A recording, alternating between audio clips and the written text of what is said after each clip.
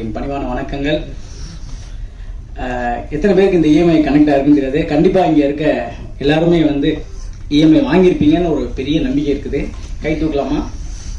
அப்போ யாருமே இஎம்ஐ இல்லைன்னா எனக்கு இந்த படம் எப்படின்னா பல இஎம்ஐயை கட்டுறதுக்கு ஹெல்ப் பண்ணிச்சு. அதுக்கு மலையன் சார் தேங்க்ஸ் சொல்கிறேன். இல்லை, பொதுவாக ஒரு படத்துக்கு பேமெண்ட் வாங்குறது இருக்குல்ல, அது சான்ஸை வாங்குறத பெரிய கஷ்டம். இந்த சான்ஸ் கூட ஈஸியாக கிடச்சிரும். ஆனால் இந்த பேமெண்ட் வாங்குறது இருப்பாருங்க.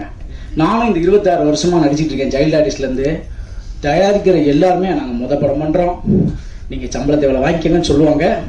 ஆனால் முழுசாக கொடுக்கறது ஒரு சில பேர் பட்டு தான். அதில் எங்களுடைய ப்ரொடியூசர் மலையன் சாருக்கு ரொம்ப நன்றி. அது யாரையும் குறை சொல்கிறதுக்கே கிடையாது. முதல்ல முக்கியமாக என்னுடைய திரை கடவுளுக்கு மேடையில் இருக்கக்கூடிய தெய்வங்களுக்கு ரொம்ப நன்றி. எங்களை ஒரு படத்தை வந்து சப்போர்ட் பண்ணுறதுக்கு முன்னாடி நிற்கிற எங்களுடைய, ஏன்னா இந்த பொறுப்பு எல்லாருக்குமே இருக்கும்னு நினைக்கிறேன். சார் இதை நான் பேசலாமான்னு தெரியாது, ஆர்விமா சார் சொல்லிட்டு போயிட்டாங்க.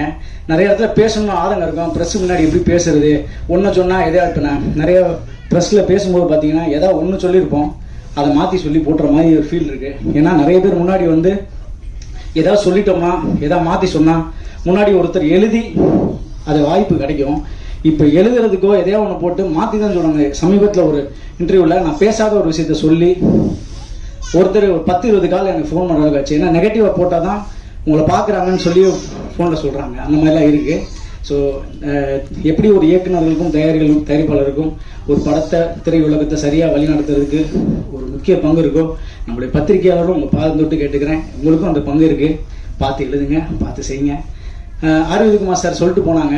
எனக்கு இப்போ கூட பேரரசன் என்ற ஒரு ரெக்வஸ்ட் மாதிரி தான் கேட்டேன், வேண்டுகோள், ஒரு ஆதங்கம் தான். ஏன்னா இதுக்கு முன்னாடி ஒரு படம் நடிச்சிருந்தேன். 40 படங்கள் கிட்டத்தட்ட வெளியே வர வேண்டிய போராட்டங்கள் இருக்குது. அதில் ஒவ்வொரு படமும் வரும்போது எனக்கு ஒரு திருவிழாவாக ஃபீல் ஆகுது.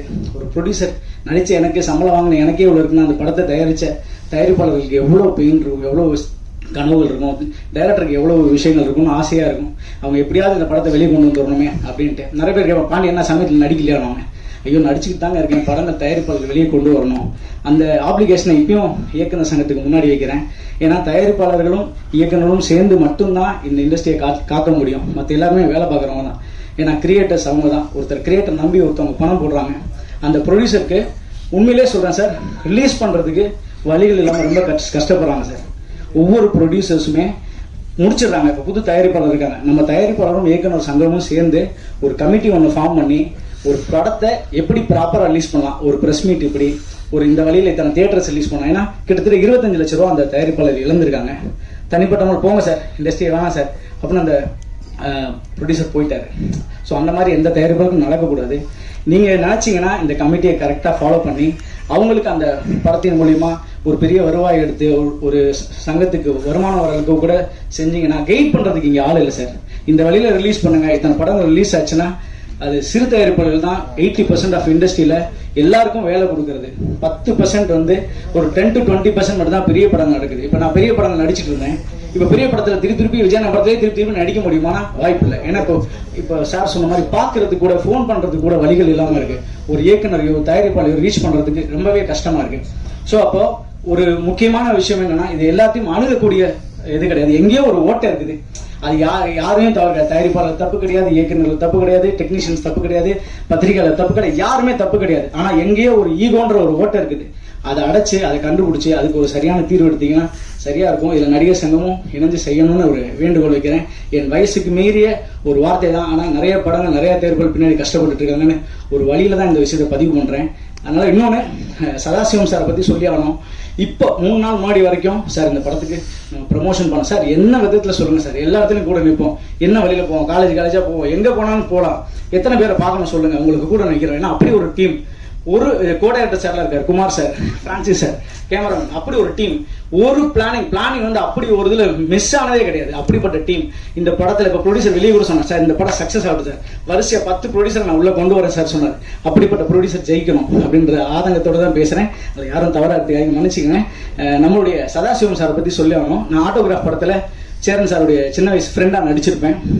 அந்த படத்தில் வந்து சேரன் சார் வந்து மிகப்பெரிய கஷ்டப்பட்டார். அவர் மாதிரி ஒரு திரைக்கலைஞர் கஷ்டப்படுறதா நான் பார்த்து சொல்கிறேன். அப்போது ஷூட்டிங் நடிச்சுட்டே இருப்போம். திடீர்னு ஒரு கடங்காரங்க வருவாங்க, ஷூட்டிங் பேக்கப் ஆகிடும். மனசு ரொம்ப கஷ்டமாக இருக்கும். ஐயோ ஷூட்டிங் வந்துட்டோம். ஏன்னா எல்லாருமே சாப்பிடுவாங்க. திடீர்னு பார்த்தா ஒரு ஃபோன் வரும், எல்லாம் கிளம்புங்க, ரூமுக்கு திடீர்னு வாடகை கொடுக்க முடியாது, இல்லை ஒவ்வொரு அசிங்கங்களையும் பட்டு அவர் சேரன் நான் பார்ப்பேன், அண்ணன் என்னென்ன சொல்லும்போது இல்லைடா பார்த்துக்கலாம்டா இதெல்லாம் கடந்து போகணுண்டான்னு சொல்லிட்டே இருப்பார். அப்படி ஒரு சேரண்ணன் ஆட்டோகிராஃப்ன்ற ஒரு படம், அந்த படம் வெற்றி அடைஞ்சு எப்பேற்பட்ட ஒரு வெற்றி அந்த இயக்குனருக்கு கிடைச்சிருந்தா இந்த சினிமா யாரையும் கைவிடாதுன்றது பெரிய நம்பிக்கையை கொண்ட ஒரு இடம் தான் அந்த ஆட்டோகிராஃபோட வெற்றி. அதே சேரண்ணன் வெற்றி அடைஞ்சதுக்கப்புறம் அந்த அந்த ஒரு விஷயமும் பார்க்கும் பொழுது அவருடைய வளர்ச்சியில் ரொம்ப சந்தோஷப்பட்டேன். அது மாதிரி நடிச்சுக்கிட்டே இருக்கும் ஆதவன் சொன்னார், இந்த மாதிரி நடிச்சுக்கிட்டே இருக்கும்போது திடீர்னு ஃபினான்ஸ் ஆகாம போகிறேன். ஏன்னா ப்ரொடியூசரும் அவரும் ஃப்ரெண்ட்ஸு. அவர் சொன்னார், யாரோ ஒருத்தனை போய் நான் ஹீரோ ஆக்குறதுக்கு என் நண்பன் நீயாடா, அந்த காசு வந்தாலும் சரி வரலாலும் சரின்னு சொல்லிட்டு அவருக்கு ஒரு பெரிய ஹோப் கொடுத்த ஒரு ப்ரொடியூசருக்கு தயவுசெய்து ஒரு கை. ஏன்னா பணத்தை தாண்டி அவங்களோட கிரியேட்டிவிட்டிக்காக அவர் செஞ்ச இந்த ஒரு மிகப்பெரிய ஒரு முன்னெடுத்தல் இத்தனை பேரை வாழ வச்சிருக்கு. இங்கே உழைச்சி அத்தனை பேருக்கும் இஎம்ஐ கட்டுறதுக்கு கண்டிப்பாக யூஸ்ஃபுல்லாக இருந்திருக்கும். ஸோ இன்னொன்று என்னன்னா முக்கியமாக என்னுடைய ஆதவன் ஐயாவை பற்றி சொல்லி ஆகணும். ஆதவன் ஐயா வந்து நாட்டிலே இருக்கிறது இல்லை, நாட்டில் இருந்தால் தானே ஷூட்டிங் கூப்பிடுவாங்க. இவர் எப்போ பார்த்தாலும் யூஎஸ் போயிடுறாரு. உண்மையை சொல்லுங்க, யூஎஸ் தானே போறீங்க, யூஎஸ்ல போயிட்டு நல்லா சம்பாதிக்கிறாரு. என்ன பாருங்க, இப்ப கேட்கும் கூட என்னை கூப்பிடாங்க, வருஷத்துக்கு ஒரு படம் தான் பண்ணுவேன்னு சொல்லிட்டு போயிட்டாரு. மறைமுகமா வாய்ப்பு கொடுக்காதுன்னு சொல்லிட்டாரு. ஐயா இருக்க எங்களை மட்டும் செய்தியே வச்சு அதனால இவர் சொல்லிட்டு போயிட்டாரு. ஆனா உண்மையிலேயே அவர் பாதி நேரம் யூஎஸ்ல தான் இருக்காரு. நான் தான் சொன்னேன், அடுத்த வாட்டி எங்களையும் கூப்பிட்டு போங்க, நான் பாடுவேன், டான்ஸ் ஆடுவேன், நல்லா ஏதாவது பண்ணுவேன், ஜிம்மிக்கு பண்ணேன், நடிக்கிறதுக்கு நான் வந்துட்டேன், என்ன செய்யலாம் நீங்க சொல்லுங்க அப்படின்னு சொல்லிட்டு அவர்கிட்ட சொல்லியிருக்கேன். அதை ஐயா யூஎஸ் கூப்பிட்டு போங்க, ரொம்ப சந்தோஷம். பெரியவர்கள் எல்லாரும் வயசுல இருந்து எல்லாருமே இருக்கீங்க. இது வந்து முழுக்க ஒரு மனக்குமுறல்கள் தான். நிறைய தயாரிப்பாளர்கள் வாழ வைக்கிறதுக்கு நாங்கள் பிளாக் பாண்டி போய் நின்று ஒரு விஷயம் செய்ய முடியாது.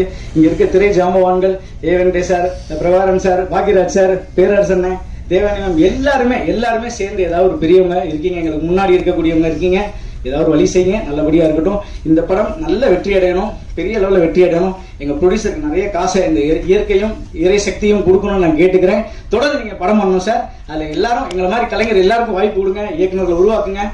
இன்னொரு விஷயம் சொல்லணும்னு நினச்சேன், லைக்கா இன்னைக்கு மூடப்பட்டதுன்னு 2 நாள் முன்னாடி ஃபீல் ஆச்சு. ஐயோ இவ்வளோ பெரிய நிறுவனம் மூடிட்டாங்கன்னு. சார் அவங்க ஒரு 30 படம் பண்ணியிருப்பாங்க, ஆனால் அந்த காசுக்கு ஒரு 500 டைரக்டர் இந்த படத்தில் உருவாக்கி விட்டுருக்கலாமே சார். 500 படத்துல 400 படம் ஹிட் ஆயிருந்தாலும் இந்த கம்பெனி இன்னும் வேர்ல்டு ஃபுல்லா பேசப்பட்டிருக்கணும்னு சொல்லி ஆசை இருந்துச்சு.